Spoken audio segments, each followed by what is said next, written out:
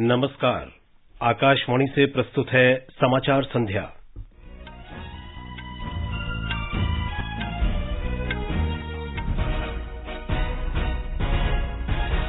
राष्ट्रपति द्रौपदी मुर्मू ने देश के 76वें स्वतंत्रता दिवस की पूर्व संध्या पर राष्ट्र को संबोधित किया। कहा, वंचितों और जरूरतमंदों और समाज के हाशिए पर रहने वाले लोगों के कल्याण हेतु कार्य करना वर्तमान भारत के लिए महत्वपूर्ण।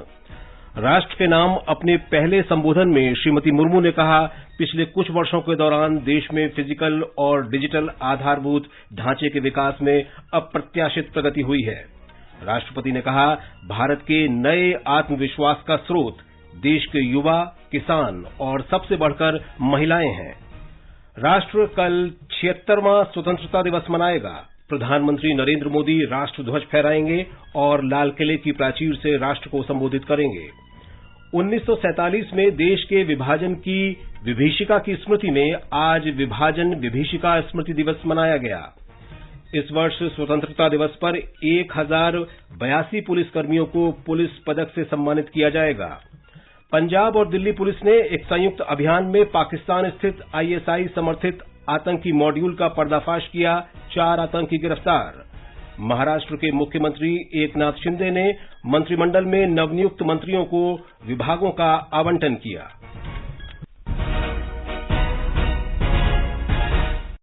समाचार संध्या में जागृति शर्मा के साथ मैं विशाल शर्मा।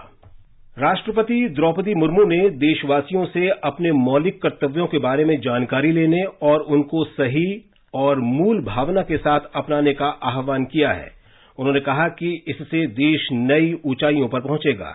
राष्ट्रपति ने 76वें स्वतंत्रता दिवस की पूर्व संध्या पर राष्ट्र को संबोधित करते हुए कहा कि भारत में आज का मुख्य उद्देश्य वंचितों, जरूरतमंदों और हाशिए पर रह रहे लोगों के लिए सद्भाव है। भारत में आज संवेदनशीलता व कोरोना के जीवन मूल्यों को प्रमुखता दी जा रही है।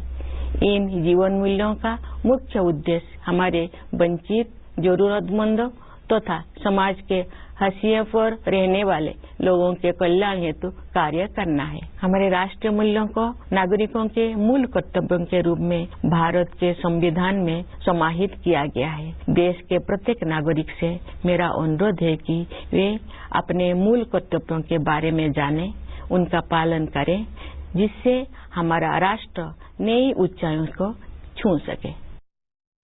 राष्ट्रपति मुर्मू ने कहा कि हाल ही के वर्षों में और कोरोना महामारी के बाद विश्व ने नए भारत का उदय देखा है। उन्होंने कहा कि कोरोना महामारी के प्रबंधन को लेकर दुनिया भर में भारत की सराहना हुई है।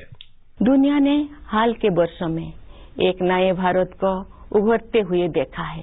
खासकर कोविड-19 के प्रकोप के बाद इस महामारी का सामना हमने जिस तरह किया है, उसकी सर्वत्र सराहना की गई है। हमने देश में ही निर्मित वैक्सीन के साथ मानव इतिहास का सबसे बड़ा टीकाकरण अभियान शुरू किया। पिछले महीने हमने 200 करोड़ वैक्सीन कवरेज का आंकड़ा पार कर दिया है।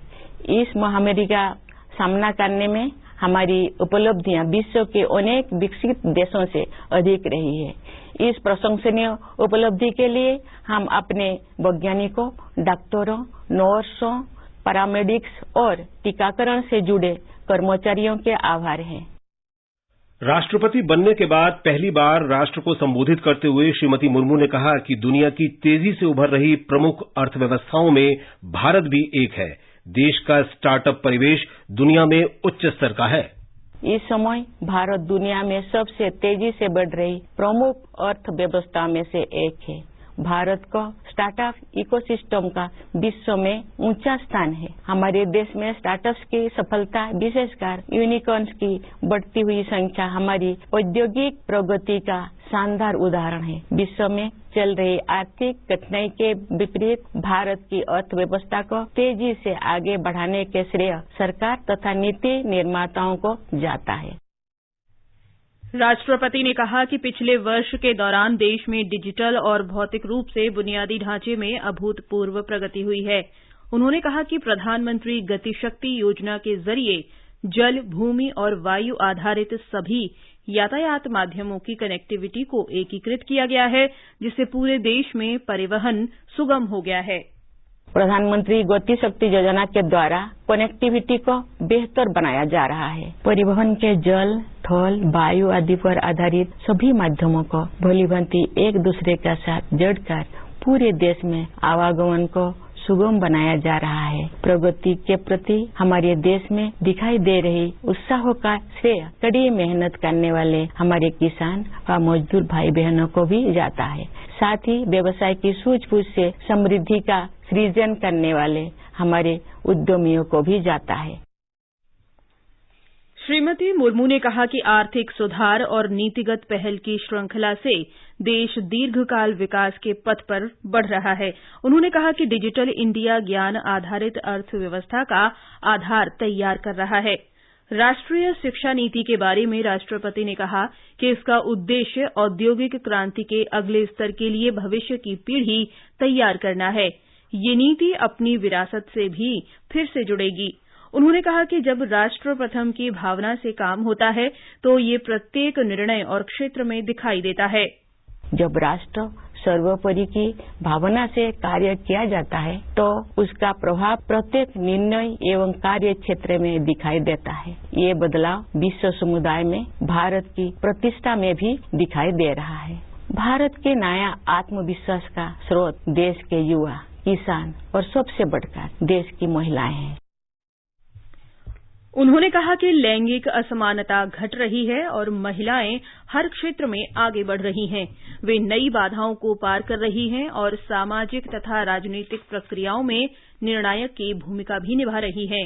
राष्ट्रपति ने कहा कि जब नई चुनौतियों का माहौल बन रहा हो तो हमें भारत को सुंदर बनाने वाली सभी चीजों का संरक्षण करने के लिए प्रतिबद्ध होना चाहिए। सुश्री मुर्मू ने कहा कि हम अपनी परंपरागत जीवन शैली से दुनिया को रास्ता दिखा सकते हैं। उन्होंने कहा कि योग और आयुर्वेद भारत के दुनिया के लिए अमूल्य उपहार हैं और दुनिया भर में इनकी लोकप्रियता बढ़ रही है। राष्ट्रपति ने कहा कि पिछले साल मार्च में दांडी मार्च की पुनरावृत्ति के साथ देश में आजादी का अमृत महोत्सव शुरू हुआ। उन्होंने कहा कि समारोहों की शुरुआत एक बड़े कार्यक्रम से हुई जिसने भारत के संघर्ष को दुनिया के नक्शे पर रखा। पिछले 75 सप्ताह से हमारे देश में स्वाधीनता संग्राम के महान आदर्शों का स्मरण किया जा रहा है। आजादी का अमृत महोत्सव मार्च 2021 में दांडी यात्रा की स्मृति को फिर से जीवंत रूप देकर शुरू किया गया है। उस युगांतरकारी आंदोलन में हमारे संघर्ष को विश्व पटल पर स्थापित किया था। उसे सम्मान देकर हमारे इस महोत्सव की शुरुआत की गई। ये महोत्सव भारत की जनता को समर्पित है। स्वतंत्रता दिवस की पूर्व संध्या पर सभी भारतीयों को शुभकामनाएं देते हुए राष्ट्रपति ने कहा कि भारत अपनी स्वतंत्रता के 75 वर्ष पूरे कर रहा है। उन्होंने कहा कि 14 अगस्त को विभाजन विभीषिका स्मृति दिवस मनाया जा रहा है, जिससे सामाजिक सद्भाव, एकता और लोगों के सशक्तिकरण को प्रोत्साहन मिलेगा। 14 अगस्त के दिन को विभाजन विभीषिका स्मृति दिवस के रूप में मनाया जा रहा है। इस स्मृति दिवस को मनाने का उद्देश्य सामाजिक सद्भाव, मानव सशक्तिकरण और एकता को बढ़ावा देना है। 15 अगस्त 1947 के दिन हमने औपनिवेशिक शासन की बेड़ियों को काट दिया था। उस दिन हमने अपनी नियति को नया स्वरूप देने का निर्णय लिया था। उस शुभ दिवस की वर्षगांठ मनाते हुए हम लोग सभी स्वाधीनता सेनानियों को सादर नमन करते हैं। राष्ट्रपति ने कहा कि स्वतंत्रता के 75 वर्ष के काल में मिली सीख अगले 25 वर्ष अमृत काल में उपयोगी साबित होगी। उन्होंने कहा कि वर्ष 2047 तक हम अपने स्वतंत्रता सेनानियों के सपनों को पूरी तरह से पूरा कर देंगे। उपराष्ट्रपति जगदीप धनखड़ ने 76वें स्वतंत्रता दिवस की पूर्व संध्या पर देशवासियों को शुभकामनाएं दी हैं। उन्होंने अपने संदेश में कहा है कि ये दिन बहादुर स्वतंत्रता सेनानियों को याद करने और उन्हें श्रद्धांजलि देने का अवसर है, जिनके साहस और बलिदान से हमें औपनिवेशिक शासन से आजादी मिली। श्री धनखड़ ने कहा कि ये दिन आधुनिक भारत के निर्माताओं के प्रति आभार व्यक्त करने का भी अवसर है, जिनकी कड़ी मेहनत और समर्पण ने एक संप्रभु, स्थिर और मजबूत लोकतंत्र की नींव रखी। उन्होंने कहा कि भारत संभावनाओं से भरा देश है जो सर्वांगीण विकास के पथ पर अग्रसर है। कल 76वें स्वतंत्रता दिवस के अवसर पर प्रधानमंत्री नरेंद्र मोदी नई दिल्ली में लाल किले की प्राचीर से राष्ट्रीय ध्वज फहराएंगे और राष्ट्र को संबोधित करेंगे। एक रिपोर्ट। स्वतंत्रता दिवस के अवसर पर पहली बार लाल किले पर मेक इन इंडिया पहल के तहत देश में ही विकसित हॉवित्जर तोप 21 तोपों की औपचारिक सलामी देने के लिए शामिल किया गया है। यह तोप पूरी तरह से स्वदेशी है और इसे DRDO द्वारा विकसित किया गया है। यह देश में ही निर्मित हथियार और गोला बारूद के क्षेत्र में भारत की बढ़ती क्षमता को दर्शाता है। लाल किले पर आंगनवाड़ी कार्यकर्ताओं, रेहड़ी पटरी वालों, मुद्रा योजना के लाभार्थी और शवगृह में काम करने वालों को विशेष निमंत्रण दिया गया है। एनसीसी के एक विशेष युवा आदान प्रदान कार्यक्रम के तहत 14 विभिन्न देशों के 26 अधिकारी और 127 कैडेट लाल किले पर आयोजित कार्यक्रम में हिस्सा लेंगे। इन देशों में US, UK, Brazil, Fiji, Indonesia, Maldives और मॉरिशस शामिल हैं। दीपेंद्र कुमार, आकाशवाणी समाचार, दिल्ली। इस अवसर पर दिल्ली पुलिस ने राष्ट्रीय राजधानी में सुरक्षा के कड़े प्रबंध किए हैं। लाल किले और उसके आसपास कड़ी सुरक्षा की गई है। राष्ट्रीय राजधानी में अभेद्य सुरक्षा व्यवस्था के लिए 10,000 से अधिक पुलिसकर्मी तैनात रहेंगे। सुरक्षा कारणों से लाल किले के आसपास कुछ यातायात प्रतिबंध लगाए गए हैं। कल तड़के 4 बजे से 10 बजे तक 8 मार्ग आम लोगों के लिए बंद रहेंगे। दिल्ली मेट्रो स्टेशनों पर कल दोपहर 2 बजे तक पार्किंग की सुविधा उपलब्ध नहीं होगी। हालांकि मेट्रो ट्रेन सेवाएं सामान्य रूप से जारी रहेंगी। स्वतंत्रता दिवस के अवसर पर 1082 पुलिसकर्मियों को पुलिस पदक के लिए चुना गया है। 347 कर्मियों को वीरता के लिए पुलिस पदक प्रदान किए जाएंगे। 87 कर्मियों को विशिष्ट सेवा के लिए राष्ट्रपति का पुलिस पदक और 648 कर्मियों को उत्कृष्ट सेवा के लिए पुलिस पदक प्रदान किए जाएंगे। केंद्रीय रिजर्व पुलिस बल के 109 और जम्मू कश्मीर पुलिस के 108 कर्मियों को वीरता के लिए पुलिस पदक दिए जाएंगे। ये समाचार हमारी वेबसाइट newsonair.com/hindi और हमारे mobile app news on AIR पर भी उपलब्ध हैं। मुट्ठी भर अंग्रेज और हमारे विशाल देश पर राज करने का स्वप्न देख रहे हैं, पर हम इनके स्वप्न को चकनाचूर कर देंगे। निकल पड़े स्वाधीनता के पथ वाले, स्वतंत्रता संग्राम की सुनी अनसुनी कहानियों के साथ स्वराज हर रविवार रात 9 बजे DD नेशनल पर। समाचार संध्या में आपका फिर स्वागत है और आगे बढ़ने से पहले मुख्य समाचारों पर एक नजर। राष्ट्रपति द्रौपदी मुर्मू ने देश के 76वें स्वतंत्रता दिवस की पूर्व संध्या पर राष्ट्र को संबोधित किया। कहा, वंचितों और जरूरतमंदों और समाज के हाशिए पर रहने वाले लोगों के कल्याण हेतु कार्य करना वर्तमान भारत के लिए महत्वपूर्ण। राष्ट्र के नाम अपने पहले संबोधन में श्रीमती मुर्मू ने कहा, पिछले कुछ वर्षों के दौरान देश में फिजिकल और डिजिटल आधारभूत ढांचे के विकास में अप्रत्याशित प्रगति हुई है। राष्ट्रपति ने कहा, भारत के नए आत्मविश्वास का स्रोत देश के युवा, किसान और सबसे बढ़कर महिलाएं हैं। राष्ट्र कल 76वां स्वतंत्रता दिवस मनाएगा। प्रधानमंत्री नरेंद्र मोदी राष्ट्र ध्वज फहराएंगे और लाल किले की प्राचीर से राष्ट्र को संबोधित करेंगे। 1947 में देश के विभाजन की विभीषिका की स्मृति में आज विभाजन विभीषिका स्मृति दिवस मनाया गया। इस वर्ष स्वतंत्रता दिवस पर 1082 पुलिसकर्मियों को पुलिस पदक से सम्मानित किया जाएगा। पंजाब और दिल्ली पुलिस ने एक संयुक्त अभियान में पाकिस्तान स्थित ISI समर्थित आतंकी मॉड्यूल का पर्दाफाश किया। 4 आतंकी गिरफ्तार। और महाराष्ट्र के मुख्यमंत्री एकनाथ शिंदे ने मंत्रिमंडल में नवनियुक्त मंत्रियों को विभागों का आवंटन किया। आज विभाजन विभीषिका स्मृति दिवस है। ये दिन वर्ष 1947 में भारत के विभाजन के दौरान लोगों की पीड़ा और कष्टों का स्मरण कराता है। राष्ट्र के बंटवारे के कारण अपनी जान गंवाने वाले और अपनी जड़ों से विस्थापित होने वाले उन सभी लोगों को श्रद्धांजलि अर्पित करते हुए पिछले साल 14 अगस्त को ये दिवस मनाने का निर्णय लिया गया था। भारतीय जनता पार्टी ने आज विभाजन विभीषिका स्मृति दिवस पर राजधानी के जंतर मंतर से क्रॉट प्लेस तक मौन रैली का आयोजन किया। इस रैली का नेतृत्व केंद्रीय मंत्री अनुराग ठाकुर और पीयूष गोयल ने किया। भाजपा के राष्ट्रीय अध्यक्ष जेपी नड्डा, केंद्रीय मंत्री जी किशन रेड्डी, अश्विनी वैष्णव, अर्जुन राम मेघवाल सहित बड़ी संख्या में पार्टी कार्यकर्ता रैली में शामिल हुए। इस रैली के माध्यम से विभाजन के दौरान जान गंवाने वाले लोगों को याद किया गया। प्रधानमंत्री नरेंद्र मोदी ने भी एक ट्वीट संदेश में उन सभी लोगों को याद किया और श्रद्धांजलि दी जिन्होंने विभाजन के दौरान अपनी जान गंवाई थी। केंद्रीय गृहमंत्री अमित शाह ने विभाजन विभीषिका स्मृति दिवस के अवसर पर उन लाखों लोगों को नमन किया जिन्होंने 1947 में विभाजन की पीड़ा झेली थी। श्री अमित शाह ने कहा कि 1947 में देश का विभाजन भारतीय इतिहास का ऐसा अमानवीय अध्याय है जिसे कभी भुलाया नहीं जा सकता। उन्होंने कहा कि विभाजन के कारण हुई हिंसा और नफरत ने लाखों लोगों की जान ली तथा असंख्य लोगों को विस्थापित किया। स्वतंत्रता दिवस से पूर्व पंजाब पुलिस ने दिल्ली पुलिस के साथ एक संयुक्त अभियान में पाकिस्तान की आईएसआई समर्थित आतंकी मॉड्यूल का पर्दाफाश करते हुए 4 आतंकवादियों को गिरफ्तार किया है। पंजाब पुलिस ने बताया कि ये 4 आतंकवादी कनाडा के अर्शदल्ला और ऑस्ट्रेलिया के गुरजंत सिंह के संपर्क में थे। इनके कब्जे से 3 हथगोले, 2 पिस्तौल और 40 कारतूस बरामद किए गए हैं।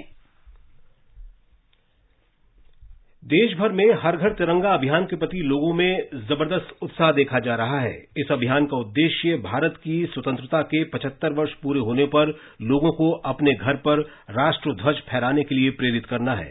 यह अभियान आजादी के अमृत महोत्सव के अंतर्गत 13 अगस्त से शुरू किया गया और कल तक चलेगा। प्रधानमंत्री नरेंद्र मोदी ने हर घर तिरंगा अभियान के प्रति लोगों के जबरदस्त उत्साह पर प्रसन्नता व्यक्त की है। उन्होंने कहा कि आजादी का अमृत महोत्सव मनाने का ये अद्भुत तरीका है। प्रधानमंत्री ने सभी लोगों से हरघरतिरंगा.com पर तिरंगे के साथ अपने चित्र साझा करने का अनुरोध किया है। आजादी के अमृत महोत्सव के तहत 15 अगस्त तक एक स्पेशल मूवमेंट हर घर तिरंगा का आयोजन किया जा रहा है। इस मूवमेंट का हिस्सा बनकर 15 अगस्त तक आप अपने घर पर तिरंगा जरूर फहराएंगे। तिरंगा हमें जोड़ता है, हमें देश के लिए कुछ करने के लिए प्रेरित करता है। मेरा एक सुझाव ये भी है, 15 अगस्त तक हम सभी अपनी सोशल मीडिया प्रोफाइल पिक्चर में तिरंगा लगा सकते हैं। भारतीय सेना ने उत्तरी कश्मीर के बारामूला में पट्टन में हैदरबाग में 108 फीट ऊंचे राष्ट्रीय ध्वज का उद्घाटन किया। इसका निर्माण रिकॉर्ड 30 दिनों की अवधि में हुआ है। इसका निर्माण फ्लैग फाउंडेशन ऑफ इंडिया के सहयोग से किया गया है। ये नागरिकों में गर्व और सम्मान की भावना पैदा करेगा और आतंकवाद को खत्म करने के लिए अपने प्राणों की आहुति देने वाले सभी बहादुरों का सम्मान भी करेगा। आजादी का अमृत महोत्सव पहल के अंतर्गत हर घर तिरंगा अभियान के एक हिस्से के रूप में इसकी स्थापना की गई है। अब हर घर की छत पर शान से फहरेगा तिरंगा, गुनगुनाए जाएंगे नव विकास के गीत, आन बान शान का प्रतीक राष्ट्र ध्वज तिरंगा।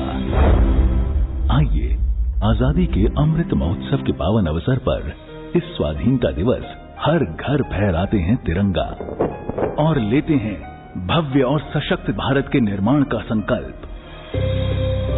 आइए हर घर फहराएं तिरंगा।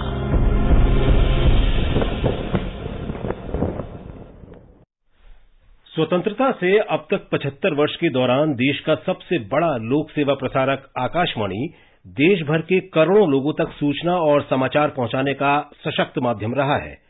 आजाद भारत की बात आकाशवाणी के साथ नामक अनूठी पहल के साथ आजादी के 75 वर्ष पूरे होने का उत्सव मनाया जा रहा है। 15 अगस्त से 90 सेकंड की श्रृंखला का प्रसारण एफएम गोल्ड चैनल, प्रमुख समाचार बुलेटिनों और सोशल मीडिया सहित सभी प्लेटफॉर्म पर किया जाएगा।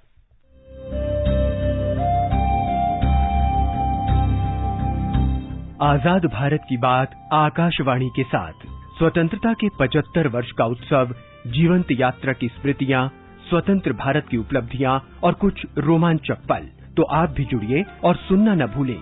15 अगस्त से प्रतिदिन हमारे एफएम गोल्ड 100.1 और दूसरे चैनलों पर आजाद भारत की बात आकाशवाणी के साथ। आकाशवाणी अपने प्रसारण कोष से राष्ट्र के उदय से लेकर महाशक्ति के रूप में उभरते हुए आधुनिक भारत की ऐतिहासिक यात्रा का स्मरण करेगा। आजादी का अमृत महोत्सव के अंतर्गत आइए अब सुनते हैं आकाशवाणी की विशेष प्रस्तुति आजादी का सफर। आजादी का अमृत महोत्सव।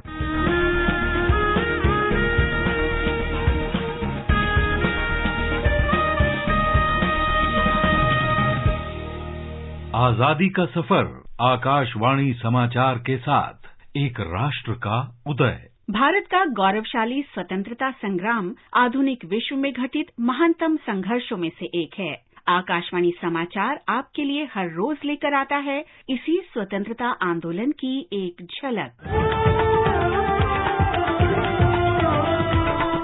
आज की कड़ी में हम स्मरण कर रहे हैं महान स्वतंत्रता सेनानी NMR सुब्बारामन का। उनका जन्म हुआ था 14 अगस्त 1905 को तमिलनाडु के मदुरई में और वो मदुरई गांधी के रूप में विख्यात थे।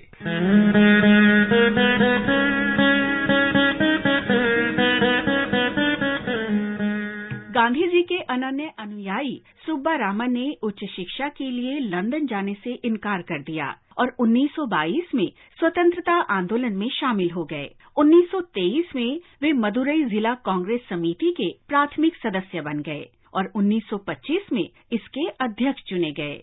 उन्होंने 1930 में वेद नारायणम रैली में भाग लेने के लिए मदुरई से 27 युवाओं का चयन किया।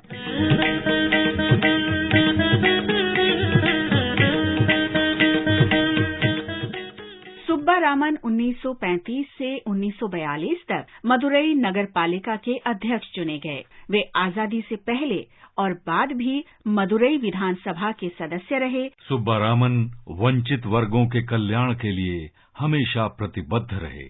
तमिलनाडु हरिजन सेवक संघ के माध्यम से उन्होंने छात्रावासों की एक श्रृंखला स्थापित करने में सक्रिय योगदान किया। वे भूदान आंदोलन से भी गहराई से जुड़े रहे और 100 एकड़ भूमि दान में दी।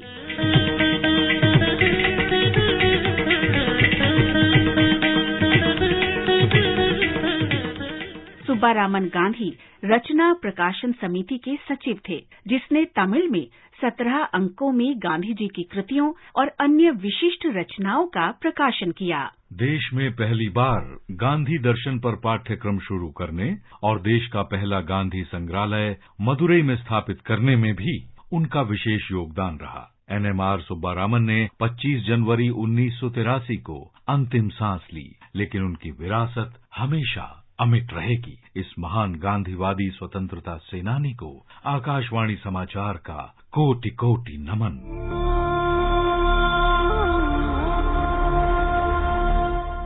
आज हम स्वतंत्रता सेनानी गोदावरी पारुलेरकर का भी स्मरण कर रहे हैं, जिनका जन्म 14 अगस्त 1907 को हुआ था। वे ब्रिटिश राज के खिलाफ छात्र आंदोलन में सक्रिय रहीं। 1932 में सत्याग्रह में भाग लेने के लिए ब्रिटिश सरकार ने उन्हें सजा दी।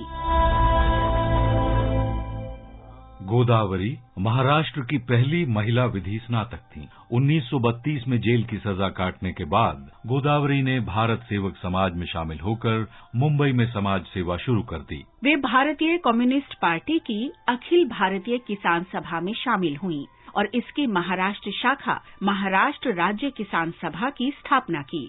उनके जनहितैषी कार्यों के लिए ब्रिटिश सरकार ने उन्हें कई बार जेल भेजा। गोदावरी ने दादरा और नगर हवेली को पुर्तगाली शासन से मुक्त कराने के लिए सशस्त्र संघर्ष का नेतृत्व किया। वर्ली समुदाय के संघर्ष के लिए भी उन्होंने अपना जीवन समर्पित किया और अपनी पुस्तक जेव्हा मानुस जगा होतो में इस आंदोलन को लिपिबद्ध भी किया। 1961 में गोदावरी ने आदिवासी प्रगति मंडल की स्थापना की। गोदावरी पारुलेकर अपने जीवन के अंत तक जन कल्याण के कार्यों में लगी रहीं। भारत की इस साहसी और जुझारू बेटी को आकाशवाणी समाचार का भावभीना नमन। जीन मेरे वतना दिया मामा ते कर कर जीवन पुत जावा। आज हम क्रांतिकारी स्वतंत्रता सेनानी हरमन सिंह उर्फ ईशरदास को भी याद कर रहे हैं, जिन्हें ब्रिटिश शासन ने 14 अगस्त 1914 को फांसी दे दी थी। होशियारपुर के निवासी हरमन सिंह शुरू में ब्रिटिश सेना में शामिल हुए, लेकिन बाद में उन्होंने नौकरी से इस्तीफा दे दिया और कनाडा चले गए। वहां उन्होंने भारतीयों में राष्ट्रीय चेतना जगाने का अभियान शुरू किया। इस उद्देश्य से उन्होंने अंग्रेजी अखबार हिंदुस्तान का प्रकाशन शुरू किया। कनाडा सरकार ने उनकी राजनीतिक गतिविधियों को मंजूरी नहीं दी और उन्हें देश छोड़ने का आदेश जारी कर दिया, लेकिन बाद में उन्हें फिर वापस लौटने की अनुमति भी मिली। मेरा देश मेरे दिलदारों दा, खुशियां दुनिया अवतारा दा, मेरा देश मेरे दिलदार। हरमन सिंह क्रांतिकारियों के उद्देश्यों और लक्ष्यों पर चलते रहे और लगातार गदर समाचार पत्र के लिए लेख लिखते रहे, जिसका प्रकाशन 1913 में शुरू हुआ था। उन्होंने क्रांतिकारी गतिविधियों में सक्रियता से भाग लिया और ब्रिटिश सरकार ने पहले बर्मा षड्यंत्र मामले में उन पर अभियोग चलाया। उन्हें मौत की सजा सुनाई गई और 14 अगस्त 1914 को उन्हें फांसी दे दी गई। देश के इस साहसी और वीर सपूत को आकाशवाणी समाचार की ओर से भावभीनी श्रद्धांजलि। मेरा देश मेरे दिलदारों दा। और अब आकाशवाणी समाचार के साथ आजादी का सफर की ये कड़ी संपन्न होती है। कल फिर मिलेंगे अगली और अंतिम कड़ी के साथ।